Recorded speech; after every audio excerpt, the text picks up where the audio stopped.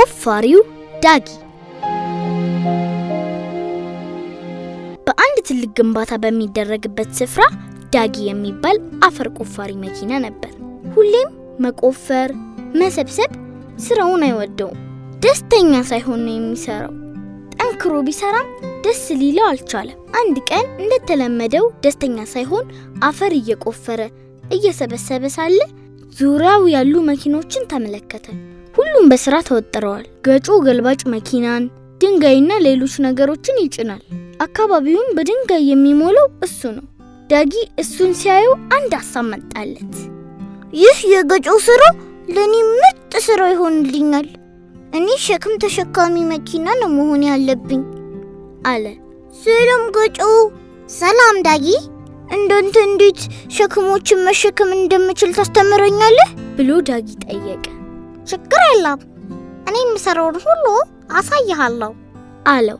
አብረው ሄደው የሚሸከመውን ሲሸከም ብዙ መንገድ ሲጓዝና ሲገለብጥ በደንብ ተመለከተ። በላ ግን መሸከም የምትችለው በጣም ትንሽ ነገር ነው አለው። ጠጠሮች አሸከመው፣ ግን በደንብ መያዝ አልቻለም ነበርና በየመንገዱ እያፈሰሰ ነበር። ይህ ስራ ለራሱ እንደማይሆን ዳጊ ተረዳ። መንገዱ ላይ አረንጓዴ ቆሻሻ የሚያነሳ መኪና ተመለከተ። ጋርቢ ይባላል። የመንደሩን ቆሻሻ እያነሳ በሁሉም ዘንድ ምስጋና የሚያገኝ መኪና ነው። ዳጊ ገንቢ መኪና መሆን ተመኘ። ይህ ስራ ለኔ በጣም ጥሩ ስራ ነው። እኔ የቆሻሻ አንሺ መኪና መሆን አለብኝ አለ። ሰላም ጋርቢ፣ እባክህ እንዴት ቆሻሻ አንሺ መሆን እንደምችል አስተምረኝ ብሎ ጠየቀው። በጣም ደስ ይለኛል፣ ና ስራዬን ላሳየህ አለው ጋርቢ። ተያይዘው ቆሻሻውን ለማንሳት ሄዱ። መኪናው ላይ ሲጭን፣ በመንገድ ሲሄድ፣ ሲገለብጥ በደንብ አየ። ግን እሱ እንዳሰበው መሆን አልቻለም።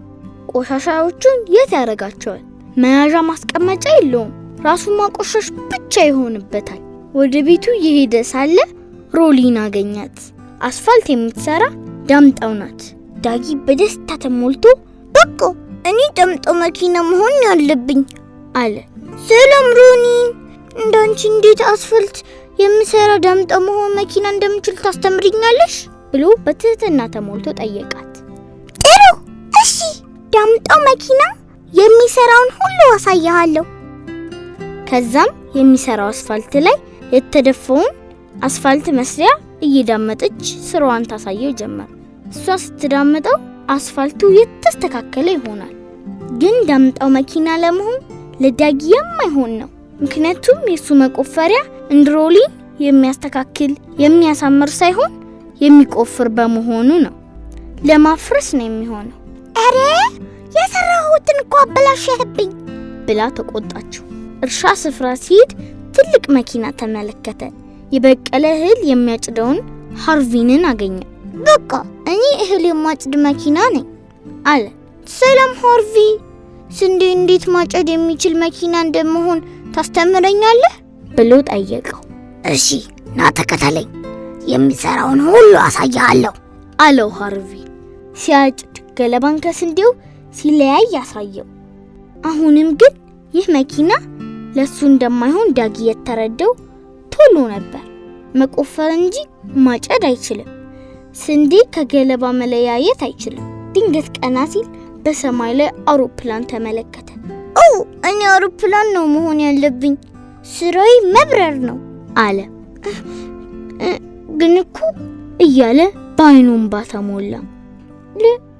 ልኮ ቆፋሪ መኪና መብረር አይችልም ልኮ እያለ ማልቀስ ጀመረ። ዳጊ ተስፋ ቆርጦ ማልቀስ ጀመረ። ዳጊ ወደ ስራው ግንባታ ወደሚካሄድበት ቦታ ተመለሰ። ሁሉም መኪናዎች ስራ ቆመው ነበር። ማሽኖች ሁሉ ቆመው ነበር። አካባቢው ጸጥ ረጭ ብሏል። ሁሉም ካለሱ መስራት ስለማይችሉ ስራው ቆሞ ነበር። በሱ ምክንያት ስራው ተስተጓጉሎ ጠበቀው። ሁሉም የግንባታ መኪኖች ካሉ እሱ ካለ አፈር የሚቆፍረውን ዳጊ መስራት አይችሉም። ዳጊ በጣም ተገረመ። በፍጥነትም ወደ ስራው ገባ። አፈር መቆፈሩን ቀጠለ። ከዚያም ሁሉም ወደ ስራው ተመለሰ። የቆሙት ማሽኖች ሁሉ መንቀሳቀስ ጀመሩ። ዳጊ በጣም አስፈላጊ መሆኑን ተረዳ።